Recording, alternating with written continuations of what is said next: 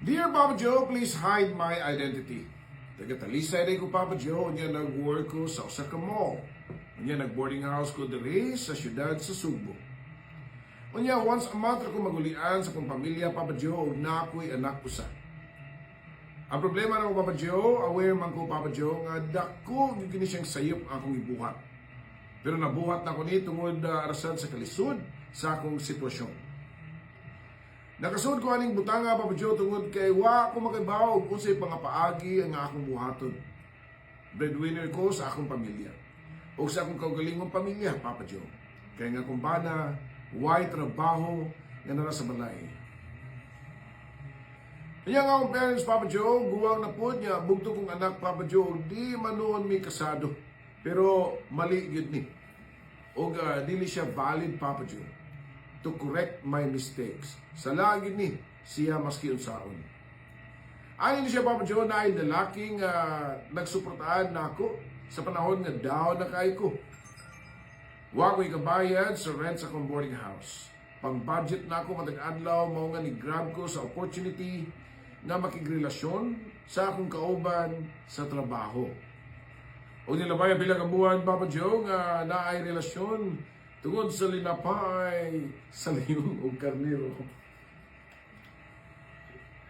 Nabuntis ko, Papa Joe! Ito na.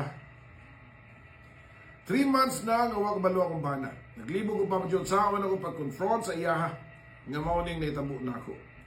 Aware mo sa akong karelasyon karon, Papa Joe, nga na ako'y bana. Iyang plano, kuhawan na ako ang akong anak kung mag-ipon lang mi. Palangga man pud ko sa akong bana, Papa Joe. O pinangga pud ko sa akong karelasyon karon. Hindi wow. Unong pa mi kabuwan, Papa Joe, sa akong karelasyon karon og 5 na mi katuig o 5 na mi katuig sa akong kapuyo. Kung sa may angin akong buhaton, Papa Joe, muli ko sa mua, o niya, mutugan ko sa tinuod, sa kumbana, o mangayo o pasaylo, o mutuman ko sa plano sa lalaki nga mukuyog niya. Palihog na bagi ko, Papa Joe, kay dako kayo nga sayop ang pagpagkasala nga akong gibuhat.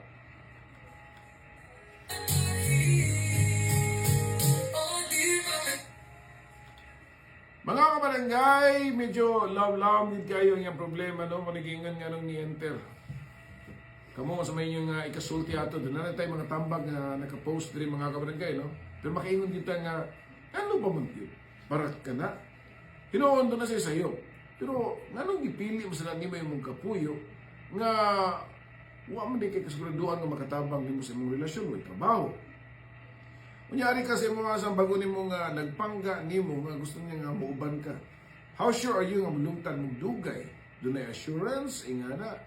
O niya, kana, unong pa mo kabuwan nagkaila, ikumpara ni mo sa 5 katuig na ni mong nailhan, niya mga bana, wala sa mutabang sa siguro. Pero, again, di ka na mao. Ako pa ni mo tayo sultihan na lang di mo tinurin mong bana. Ay mong kapuyo karon. And then, kung sa iyang desisyon, mo na mo ang sundon. Ang nga naman, maingon ka nga muli kasi niya, mutugas ka niya, mga pasaylo niya, pumunta na diya, nahigugma pa ba ka sa imuhang kapuyo? Diba? So, mo na, ito na pasano yung mga tambag, karon tatawad pa ha? Oras mga barangay, it's now 11:12.